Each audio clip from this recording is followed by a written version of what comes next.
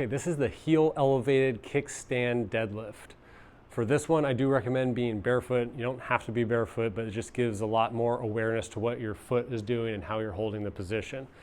But this is a really great exercise at training the lower leg to work in a contracted isometric position while we're doing the hip hinge maneuver.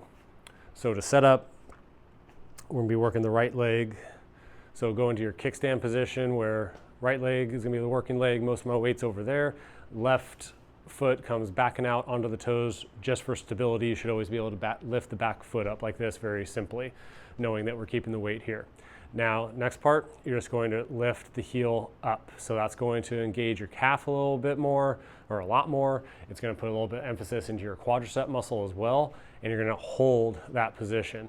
Now we're going to train our body to work the hip hinge, so sending the hip nice and far back, keeping firm pressure through your forefoot, keeping the ankle in the same position, knee in the same position as the hip goes back, driving really strongly down into our forefoot as we come all the way up through the glutes and the posterior chain muscles, and then sending it all the way back.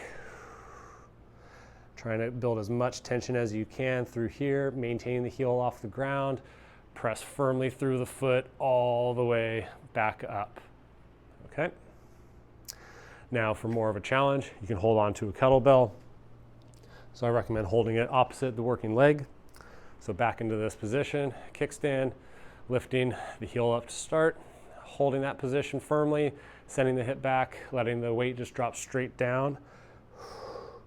Now, if you aren't sure if you're favoring the back leg at all, you should always be able to do this. 3 little taps, and that forces you to really stabilize, keeping your weight over that lead leg, and where you feel all that tension push really hard into the foot, keeping the heel up.